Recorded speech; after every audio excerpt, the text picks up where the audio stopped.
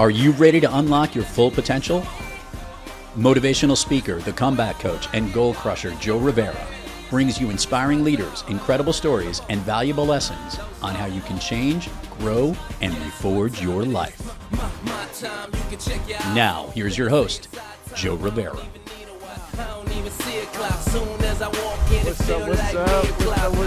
up? What's going on, everybody? Welcome to the Reforge Your Life Show. I'm your host, Joe Rivera, and here at the Reforge Your Life Show, we like to show you that the comeback is more than possible. And today, I'm super excited about the guest that I'm bringing onto the show. She's a type 1 diabetes specialist. Y'all are going to love the inspiration she brings and the energy. Dr. Jody Stanislaw, welcome to the show. Thanks so much, Joe. Happy to be here. Man, I'm grateful that you were able to come through. And, I heard your story, and there's no way that I could tell it anywhere close to as good as you can. Nobody in the world can. And I'd love for you to share your story and a little bit about yourself to the audience. Sure.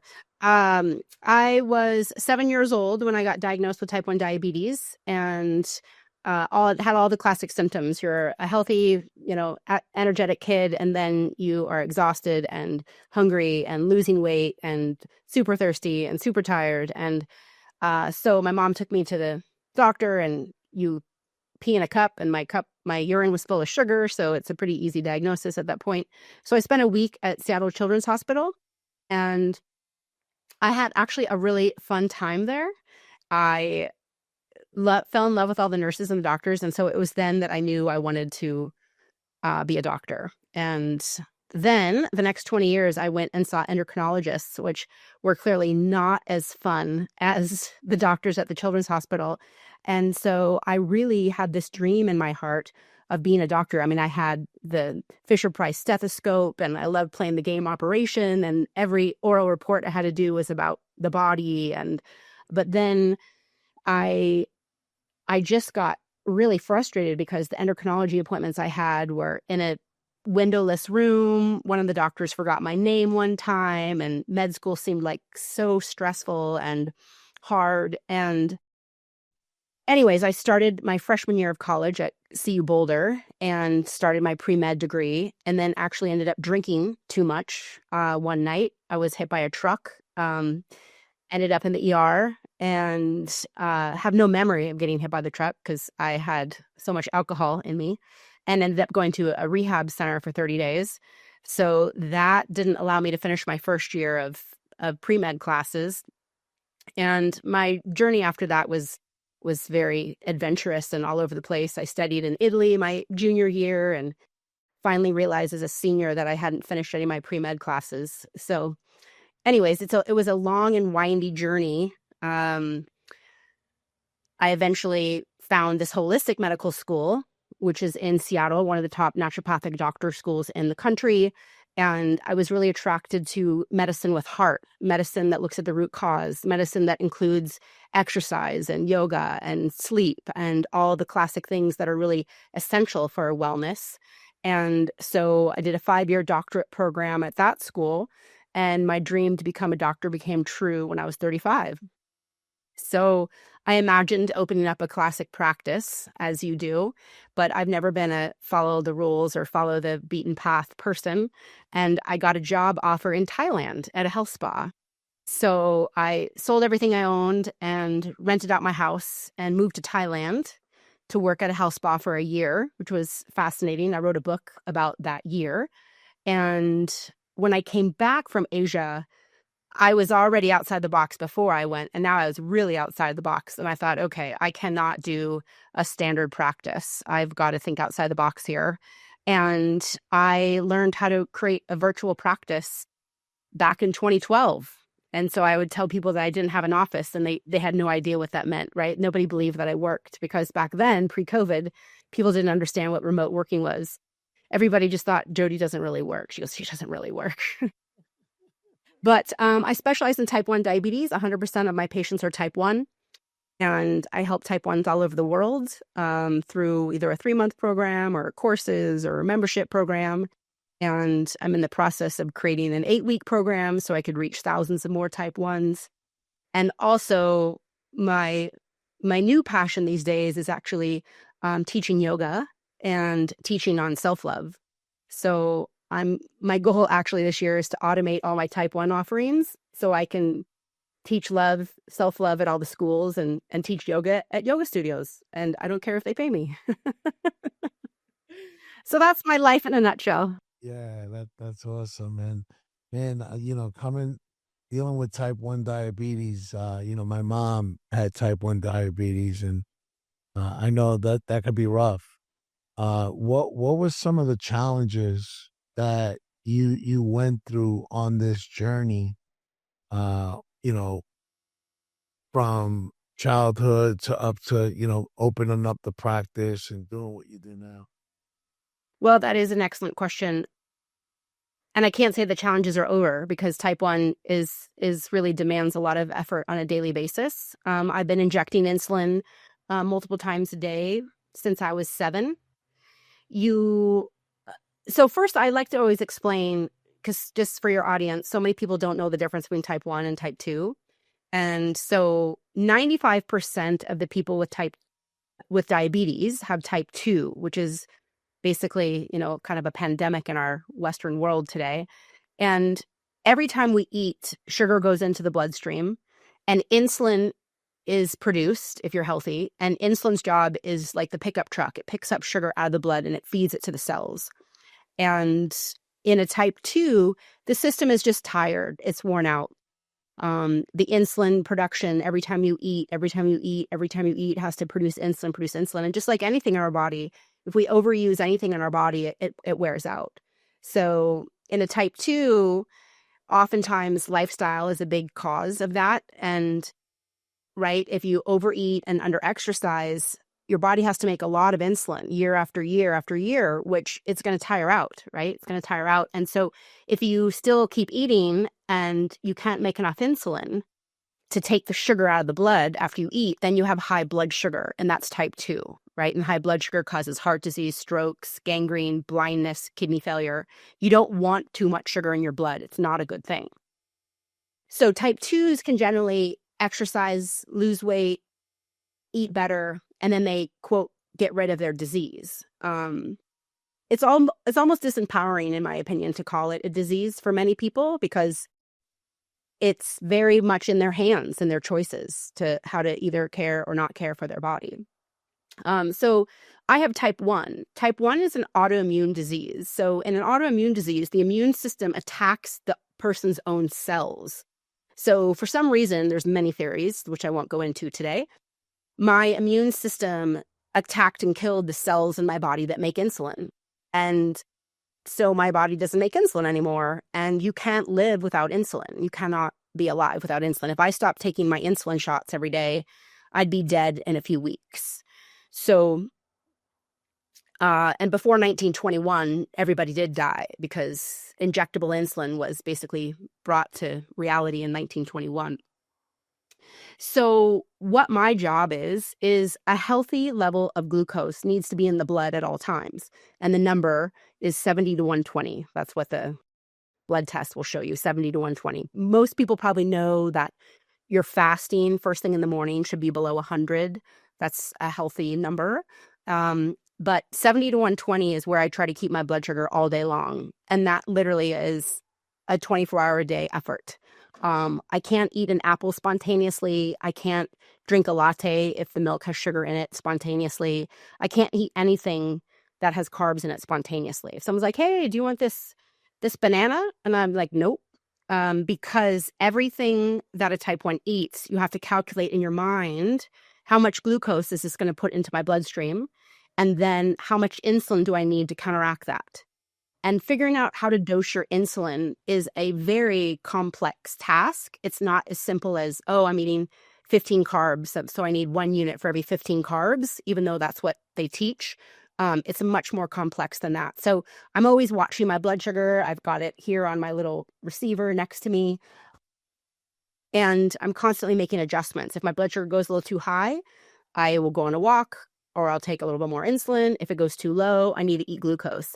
And so that's just kind of like, I always laugh with my patients that we kind of have a special needs child with us at all times. And we always have to cater to how's the number? How's the number? How's the number? And so it's just a lot of work. When I was little, back in the 80s, the treatment for how to manage this was eat a very precise, regulated diet. Eat the same thing amounts, breakfast, lunch, dinner at the same time, and don't eat sugar.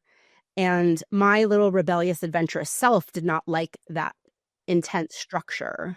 And for other reasons, also as just being a female in America, a very high pressure upbringing, divorced parents, food became my friend. Food became my comfort. Food became my drug.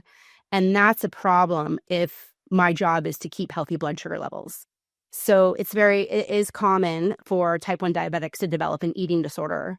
And I definitely dove into an eating disorder that became very challenging to manage and ended up in an eating disorder rehab center for a couple months. And so it's been an incredible journey. However, I really know that my purpose on the earth is to help other people. And the best way you can do that is go through the crap yourself. Absolutely. There's no better experience than life experience. And thank you for sharing that, number one. And man, food can be a drug for people. It can be an issue where, you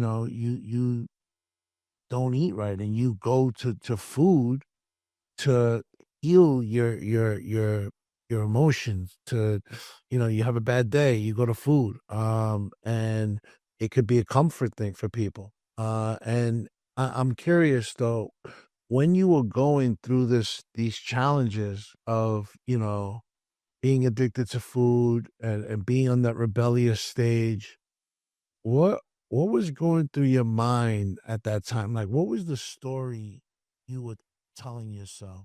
Mm. Great question. In full transparency, when I first figured out how I could eat as much food as I wanted to and get rid of it, I was pretty excited. I was in my late 20s. And after 20 years of being told, you can't eat this, you can't eat that, you can't eat this, you can't eat that, you can't eat this, you can't eat that. A lot of us, when we're told we can't do something, it's the first thing we want to do, right? And for the first month, I was like, I can eat anything I want and get rid of it. This is so fun. I didn't tell anybody about it, but it was just something I started doing every afternoon until I realized this is not healthy. I need to stop. And I couldn't get myself to stop. I was so driven to use food as my drug. So I went to counseling and I went to a rehab center, and there was a lot of family stuff involved as well. Divorced parents and pressures around that realm. That food was so comforting to me. You can lose yourself in the taste of food. And Dr. Jody, can you okay. Sorry about that. I just want to make sure it comes out for the content for you, Right. So the first month that I figured out basically how to be a bulimic, I actually enjoyed it because for the first time in my life, I could eat all the food I wanted to. And however, it became an addiction that I couldn't stop. So I actually went to a rehab center. I went to counseling, all of that. But to be honest, the thing that saved me the most, that really was my turnaround point, was my aunt. So I grew up feeling like I had to be a perfectionist, and achievement was how I was a good person. And if I did everything that a good person would do, I would be loved. And unfortunately, our society, that's why I want to speak on self-love now, because obviously the external world isn't where you get your love from, right? It's from this inner knowing. So that's been a long journey for me. It's a whole other topic. So the rehab center didn't really work for me. It was really more about, they wanted you to control your food and plan your food, and I just developed the eating disorder because I had so much control already in how to eat.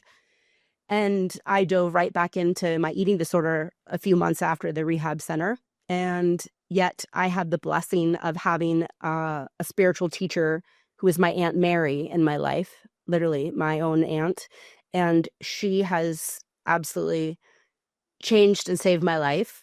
And she said to me, the perfectionist mindset, mind you, she said to me, Jody, if you need to have your eating disorder every day for the rest of your life, I will love you just the same. And I didn't believe her. It blew my mind. That does not fit with the definition of how I thought life was supposed to be. I thought life was supposed to be about me achieving things and doing things well. And that's how I would be loved. And for her to tell me that she would love me if I continued my eating disorder opened up a whole new world of, wait a minute, am I lovable even when I'm messy? I didn't know that as a kid. And that statement that she told me just kept, I repeated it and thought about it for probably a year or more before I really believed it. And looking back, her statement of she will love me even if I'm a mess with food was really the turnaround point for me. Wow. And sometimes it just takes knowing that somebody else cares, and that we are valuable, that we are a person worthy of love and respect. To have that turning point, this is a perfect example for that. And I'm curious as far as what's like a blank. So I'm curious because you have this belief system that your aunt helps you crack through by telling you you are worthy of love and respect, and you have this big shift. When that shift happens, because when we crack through our belief system, what happens is we build a new belief system. Yep. And with that new belief system, we also have core values that get uncovered. Some core values are core values that we had there the whole time, and some are core values that we didn't realize that were there the whole time. What are some of those core values that you picked up on that you lean into now to help you catapult into your future when other challenges come up in your life? Faith is a big one for me. Trusting that I'm not alone in this journey, that there is a higher power, God, whatever you want to call that And is yeah, I think it's Jody, it's on your end where it keeps breaking up. I don't know if it's the area you're in, but okay. I think Let me, yeah. Well, I don't really know what I can. if you could start again from where the core values were, because I know you're about to get into the higher power, and that's super powerful. So and it's important. Yeah. So let's start again from that, and let's see where we go. Because it Okay. happens, then it doesn't. Happens, then it doesn't. So. No. Okay. All right. So the core values that I lean on, faith is probably the biggest one. Trusting in a God, higher power, that I am here as a divine soul, here for a purpose. And I turn challenges into strength. The best way to learn and grow is through challenges, in my opinion. And so I definitely have had my days of pity and anger and fear, and I pull myself out of those by faith and trust. Flowers aren't meant to bloom all year round, right? Summer is going to be followed by winter.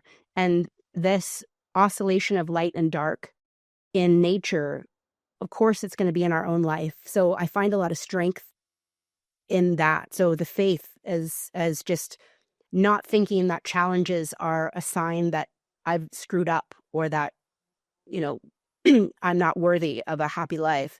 But the alternative, I do really love who I am. And I think I've lived an incredible life, and I've become an incredible teacher and speaker because I'm credible in what I have to teach people, because I have fallen down on my face so many times and stood up and stood up and stood up. And so I keep standing up because I believe I'm here to help other people. I'm here to make a big impact in the world. And if I didn't have faith, then I might just feel really angry and sad. Man, faith is such a beautiful thing. It's so important. I'm a man of faith. I wholeheartedly know that God saved my life. And man, isn't it incredible how when we go through challenges in life and we fall on our face and we get up and we fall on our face and we get up and we learn from those situations, and then we learn to be of service to other people and help those people with the struggles that we went through so they don't have to go through them.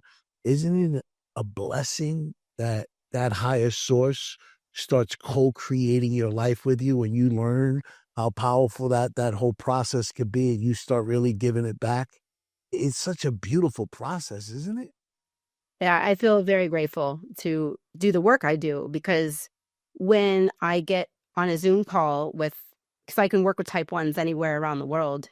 And as soon as I say, I've had diabetes for 45 years, I can just see the relief in their face. They immediately want to work with me because I get it. I get it. I'm not a white coat, somebody that learned about it in a book. I've been walking this walk so that's why I'm excited to be a teacher of, helping people with eating disorders and helping people with self-love and all of the challenges I've been through. I pray every day that God uses me even more to help all the people that might, Ed Milet, he says, you are qualified best to teach those people that the person that you once were. So faith and trust in the challenges for sure. That's right. That's right. You're qualified to teach the people that you used to be because God knew what he did when he put you into the world. God knew exactly where you were going to create impact. And sometimes he puts us through that dark tunnel in our life. And we have to get through that tunnel and realize that on that other side of that tunnel, that light that's on the other side, that's where the magic happens. That's where the growth is. But I mean, that's where the magic is. But the real magic is in that tunnel, in that dark tunnel, that learning period that you're going through, whatever season it is. He's putting you through this so you could continue building the perseverance muscles you need to build to be able to get through and come out on that other side. And it's such a beautiful process when you could really appreciate the journey, Absolutely. you know? And it's never a linear journey. It's never a straight linear journey. No, that's not even realistic. I mean, that'd be too easy. He's not going to give you something too easy. Then anybody could do it, right? Right. It's going to be challenging. There's going to be bumps in the road, and learning to go and navigate through those bumps in the road with him is what he wants, so that you could be able to come out on the other side and be the best version of yourself. Because if you didn't go through what you went through with type 1 diabetes, you wouldn't be able to be creating an impact the way you're creating impact right now. You wouldn't be able to help the people that you're helping along the way that you're helping, because Exactly. EWLE, you're a person with lived experience. You don't just talk the talk, you walk the walk, It's so important. you know? 1 second. I think I can improve the sound even more. Hold on. I had a window open. Oh, okay, fair enough. So, so Dr. Jody, I'd love for you to tell the audience, where you are now and how they could find you. But I mean, not just where you are now, but what you like. I want them to really feel this impact that you're creating out there, because I love what you're doing out there in the world right Thank you, Joe. Thanks so much. I am available as a speaker on self-love. That is one of my favorite passions right now. And of course, I am available to work with anybody struggling with type 1 diabetes. That has been the bulk of my career in the past 15 years. But like I said, the more and more days go by, I just feel so called to speak on self-love, especially with children and teens, but really any age. We don't talk about it. We don't know what it is or how to define it. And I'll probably start doing my own women's retreats. I just became a certified yoga instructor, so I love teaching yoga for people. I love creating circles for people. If you need a retreat leader, if you need a speaker, in the health and wellness world. As a naturopath, I'm also very passionate in helping people get healthy. And I use Brendan Bouchard's acronym, which I love. And that is, how are you doing with your meds? The most important meds in your life are your mindset, your exercise, your diet, and your sleep. So I'm a wellness speaker overall. I speak on all of those topics, wellness as well as love, and more niche. Anyone struggling with type 1, I can either speak about it or help one-on-one a type 1. I love it. And can you share again where they can find you? It's going to be in the show notes also. Sure. The easiest way to find me, so you don't have to remember much, is just Google the words Dr. Jody Diabetes, those 3 words, and my website comes up. I'm a naturopathic doctor, so sometimes people spell my website wrong. It's DRJODY and then the letter N and then the letter D, naturopathic doctor. So DRJODYND.com is my website. But like I said, anybody around the world can just Google Dr. Jody Diabetes. I have a YouTube channel. I also have a TED Talk called Sugar is Not a Treat. It has over 5 million views, I'm proud to say. So it's impacted a lot of lives. And but my website, you can sign up to have a free call with me on my website. The little Work With Me tab invites you to fill out an application to have a Zoom call with me, or the contact link at the bottom of my website. You can send me an email if you would like to hire me as a teacher or a speaker, any of those things. Definitely, you want to hire Dr. Jody out there. I mean, she's so inspirational, and she will tear the roof down for your audience with that inspiration and her story. And Dr. Jody, you spoke about something that's super, super important. And I know it's important to you and how dear it is to you, but you keep kind of like breezing past it. I know I get the vibe like it's because there's not enough time for you to go into it because you got so much love for it, but I got to tap into it because I believe it's really vital for your health, mentally, emotionally, spiritually. That's self-love. And yeah. How important was that for your bounce back, for you to be able to really find yourself and start really living in this purpose that you're living? I read a book called Worthy that was very helpful for me. And I have always been a very high working achiever, right? Because like I said, I grew up feeling like if I was thin and successful and athletic and all those good things, then I'd be worthy. And I would work really hard in the dating world and end up being single. I'd work really hard in building my business and not really reach far. I would work really hard in my health and not feel well. And it got so obvious that it wasn't a lack of effort or talent, that I was baffled why I wasn't getting the results that I wanted.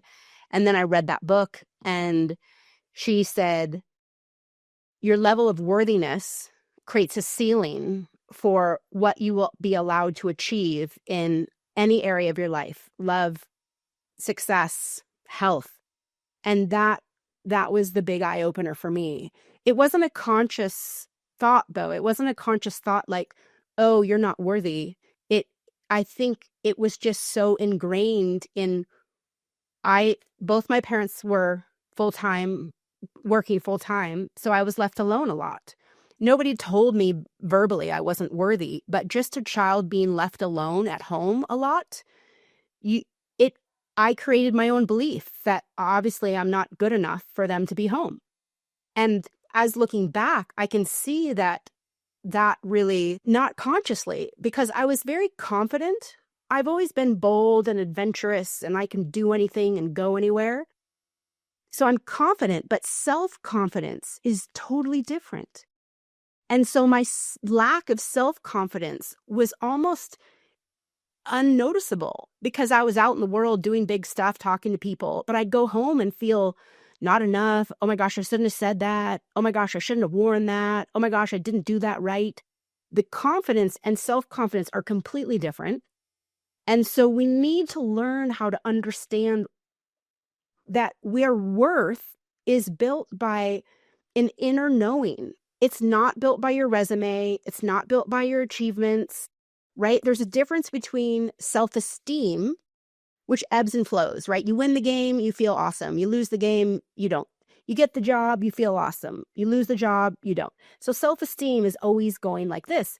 But I grew up thinking that building my self-esteem was my everything, my everything. If I could build everything and win everything, then I was a good person, which is exhausting because nobody's going to get everything they want in life. It's never going to work that way.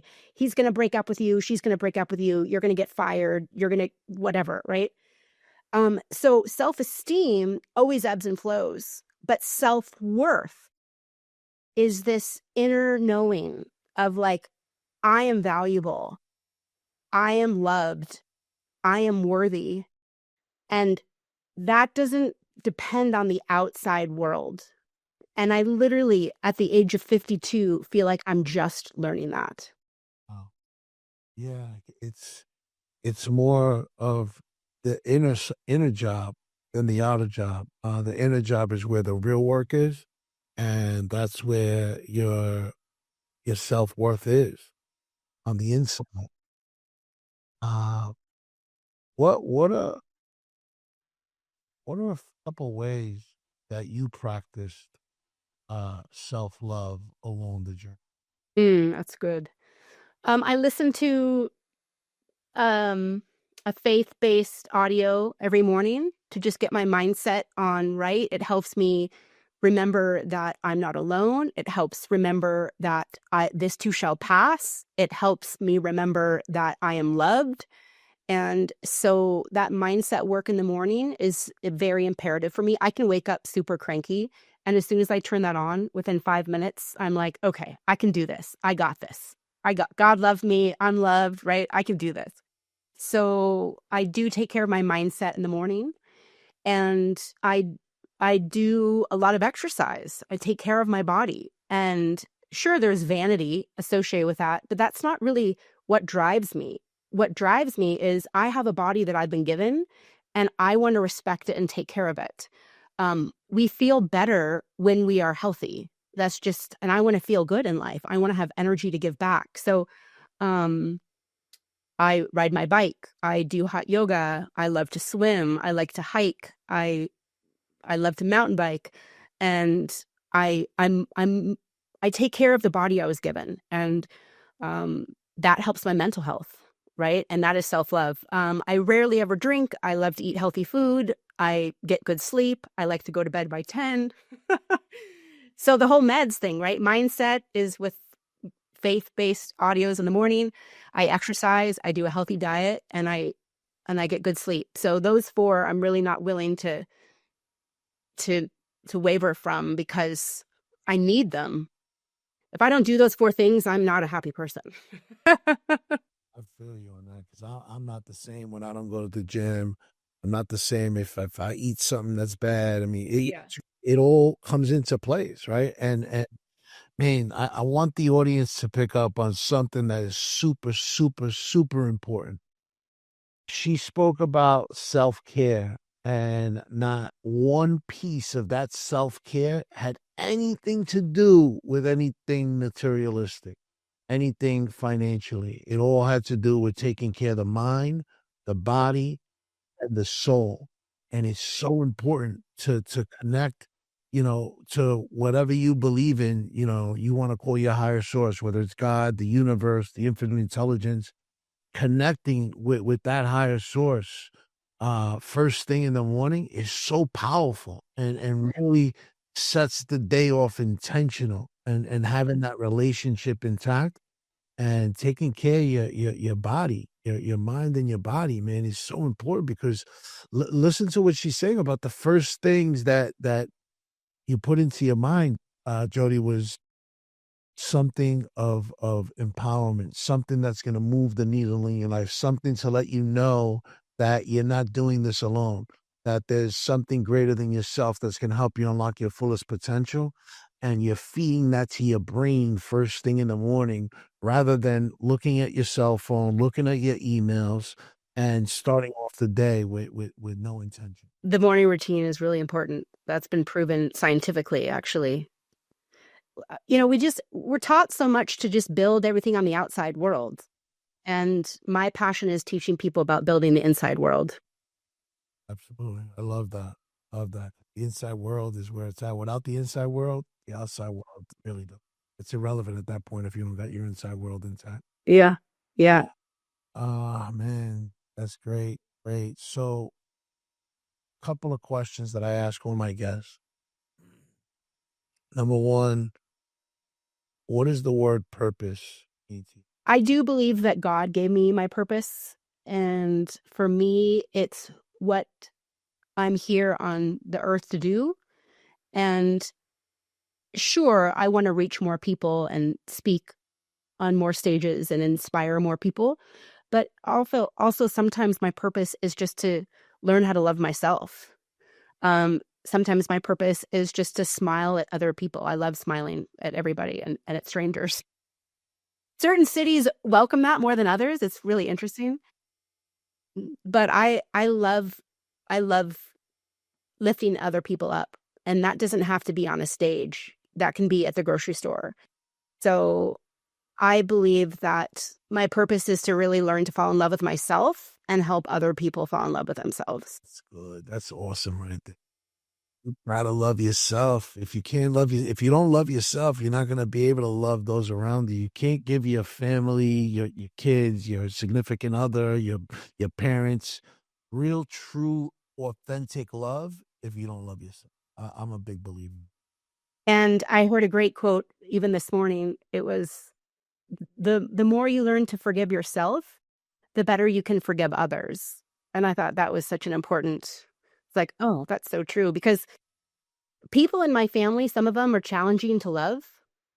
Uh, and I think we all have some of those. yeah, we all have those. And I love the humility that it takes to love them anyways. And that's work, that's work to really be like, I mean, I get it why I can be not a great person. And it's normally because I'm hurting, right? I'm sad. I'm upset. And if I try to bring a lot of understanding and compassion. Here's a great story. If I can tell a quick story. There's a guy, he's in the grocery store line and he's noticing the checkers in a really bad mood. And the checker's not looking at people and the checker's kind of being snippy and mean and has a frowny face. And the guy's like, ugh, I got in the wrong line. And so he goes through and just kind of ignores the checker, right? Like most people do. They just ignore the checker. And so then the lady that was bagging his groceries like, hey, do you want me to help you with your stuff to the car?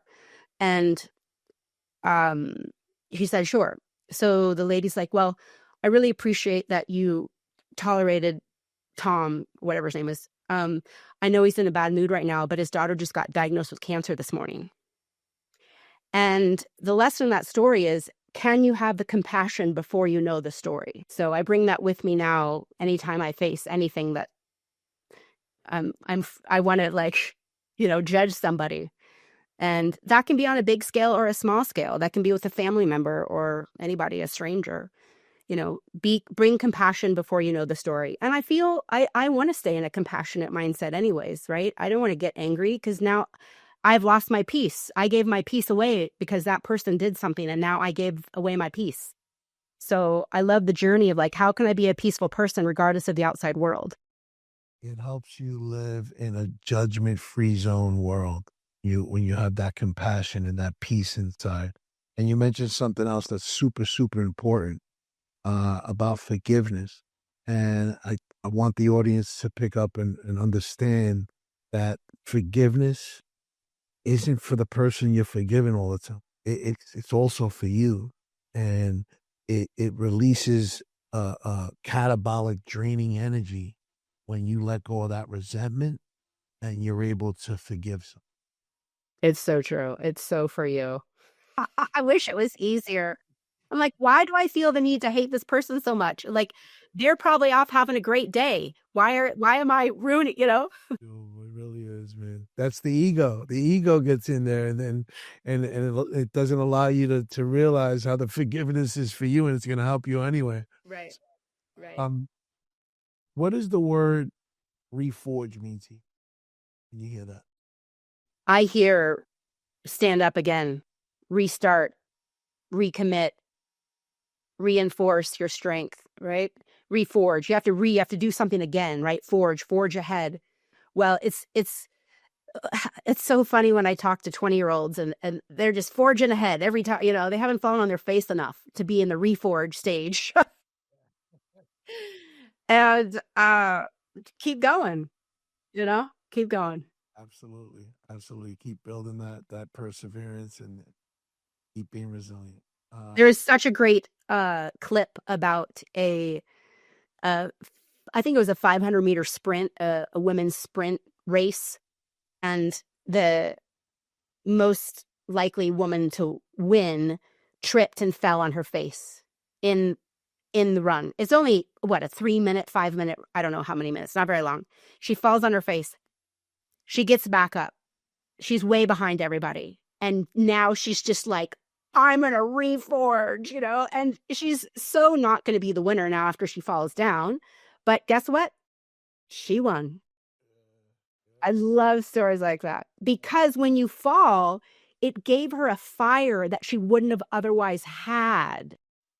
Yeah. It gave her that extra fire. You know what? The other people in the race didn't have that fire. Totally. Yeah. I love that. Love that one. And what's one thing that the audience doesn't know about Dr. Jody that you enjoy doing for fun? Oh, what do I enjoy doing for fun? I enjoy so much. I've been to Burning Man 4 times, if you know about Burning Man. It's a big festival in Nevada that's incredible. What's it called again? Burning Man. Burning Man.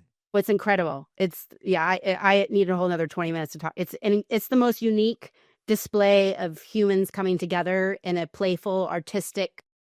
You're out in the middle of nowhere in the desert, hot, windy, dusty for 7 days. 7 days. The last week of August. It's been going on for decades. And I think last year there was over 70,000 people there. They build a city. They build streets in the middle of nowhere in a deserted desert playa. And they build art and they build dance floors and they build music. And you have to bring all your own food for the week. You have to bring whatever you're going to be sleeping in, if it's hopefully not a tent, which I've done too many times. RVs are the way to go, or else you're just in the middle of a dust storm sometimes when you're sleeping. And the dust, the playa dust, isn't sand. It's literally like baking soda. So if it gets, you're just going to be brown, dusty all week. But there's dancing and there's a crazy side to it. There's also like a 12-step camp. And then there's all these different theme camps. There's like people from China that I remember went to, and they had like tea ceremonies every day at 2. And it's the most creative. People wear costumes. Their art, nudity is allowed. It is the most free-spirited, free expression. I haven't had the energy to go for 10 years now because it takes a lot of energy because there's no end to the night. You have to pull yourself away to go to bed, right? Because there's so much going on. And you need a bicycle to get around because the city's so big. But there's 70,000 people that are friendly and creative and artistic and generous. It's crazy. So I first went, when I was, I think, 30 or something, 20 years ago. That sounds incredible. And did you say that's in August in Nevada? Yeah. Wow. Yeah. The last weekend, it always ends the weekend of Labor Day. Yeah, that sounds like a heat wave too. But yeah, you got to be ready for anything. You got to be ready. I walk around with my rainbow umbrella for my shade, and yeah. That's great. So there's somebody out there right now that's looking to reforge their life, whether it's in their business, their finance, their health, their relationship, and they don't have the tools, they don't have the know-how. And what's one piece of advice that you could give them? Well, first thing is just know that there's so much help out there, even when you feel like there's not. And it could be human or it could be godly, however you need to find help. But don't try to do it by yourself. Gosh, you can find so much inspiration just on YouTube. But don't give up, right? Read stories of transformation. Some of the most underdogged people rise the highest. And you've got to find your strength, and don't try to do it by yourself. And don't believe the darkness that your mind tells you, because dark is always followed by light. That happens every 24 hours. So remember that when you're in the dark, the sun will always rise. And if you stay in a dark cave, though, you'll never see the sun. So don't stay in your dark cave, right? Know the sun is there and ask for help if you can't see it. Man, I love that. Man, you're just dropping jewels, girl. You go, man. I love that one. Well, listen, thank you so much for coming through. Man, you inspired me before we got together here, but now you inspired me even more, man. I'm so grateful for you coming through on the show. Well, it was just kind of a miracle for us to even find each other. So I'm honored to be here, Joe. Absolutely. Absolutely. Hey, when God wants something to happen, he makes sure it happens. So Amen. Amen. again, thank you so much. And for all the viewers and listeners out there, thank y'all for coming through, checking it out, listening to it, viewing it. And I'm going to ask for the ask that I always ask. Don't forget to LFSS, like, follow, subscribe, and most importantly, share the episode, because there's somebody out there today that's struggling to reforge their life. And whether it's in their business, finances, health, relationship, and they don't have the tools, they don't have the know-how. And sharing this episode or a past episode to help them reforge their life and maybe even save their life. So don't forget to share. Stay productive, stay profitable, and stay blessed.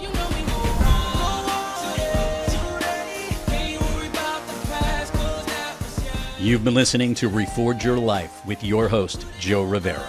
Make sure to subscribe wherever you get your podcasts. To learn more about Joe Rivera and how he can help you or your organization reforge your life and regain your place at the top, head on over to withjoerivera.com and follow Joe on all social platforms. The Reforge Your Life podcast was produced by Thrive Loud Productions. Thanks for listening.